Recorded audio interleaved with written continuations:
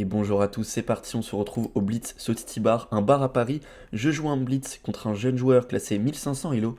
Il décide de me jouer une espagnole et je veux lui répondre avec la défense Cosio. Il joue D3, c'est une souligne, ça n'existe pas tellement, mais je vais me développer assez normalement.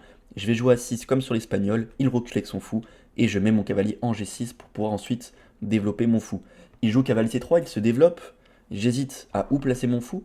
Est-ce que je vais le mettre en B4 pour clouer son cavalier ou est-ce que je vais me développer juste normalement en jouant fou E7?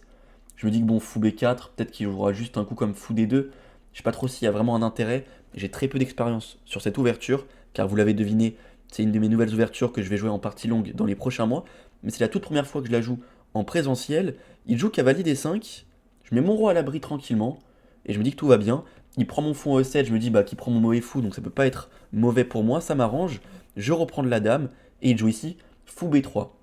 Alors fou B3 c'est un coup qui m'a surpris, car j'ai l'impression que je vais pouvoir prendre son bon fou, enfin son bon fou, sa paire de fous en tout cas, je vais pouvoir jouer avec cavalier H5, à cavalier A5 pardon, mais je me dis aussi que je suis pas pressé, il menace fou G5 ici peut-être, je pourrais pas jouer F6 à cause du clouage, je vais donc commencer par H6 pour enlever toutes ces idées là, et il met son roi à l'abri en jouant petit roc.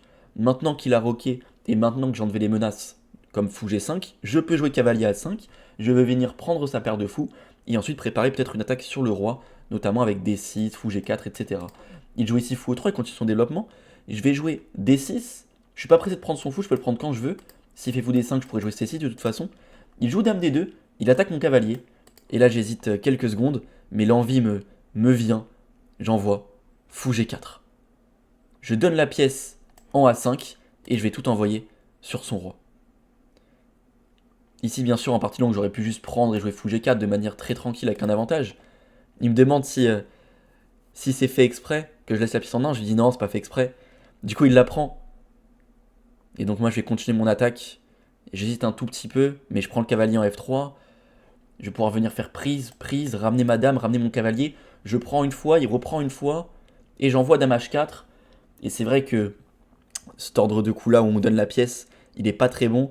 Et j'aurais dû ne pas l'envoyer, car j'aime bien dire à mes élèves que quand on envoie une attaque, il faut qu'on ait un ratio de défenseur-attaquant qui est de plus 2. Donc là, il se trompe, il fait dame prend C7. Il fallait jouer avec roi G2. Là, c'est déjà mat. Mais s'il avait bien défendu, il a quand même une tour qui peut vite défendre. Et moi, j'ai que 2 attaquants. Donc normalement, l'attaque n'est pas censée fonctionner.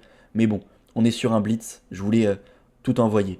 Donc la dame prend C7, c'est une terrible gaffe. Maintenant, je vais pouvoir envoyer cavalier H4. Et le mat est déjà imparable. Le seul coup qui tenait, c'était roi G2. C'était avantage pour les blancs, ou alors roi H1, mais c'est égal, et c'est très chaud à défendre. Je vais pouvoir jouer dame H5, dame prend, cavalier H4, c'est assez chaud. Mais sur dame prend 7, bien évidemment, c'est directement perdant. Et là, il essaie de trouver du jeu, mais malheureusement pour lui, c'est trop tard. Fallait essayer de s'échapper un peu avant avec son roi, que ce soit par G2 ou par H1, pour que la partie continue. Pendant la partie, je trouvais même pas d'idée pour parer le mat, j'ai juste l'impression que c'est totalement inévitable. Alors il peut peut-être donner sa dame, mais bon, j'aurai une dame de plus quoi. Mais en tout cas, il n'y a aucune façon de défendre.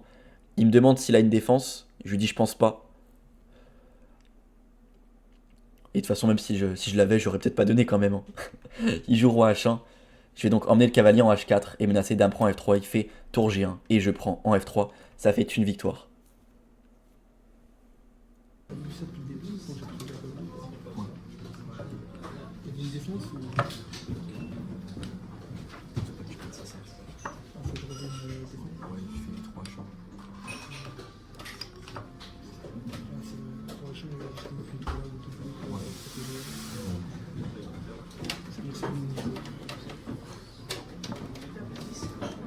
Allez, on se retrouve demain pour une prochaine vidéo.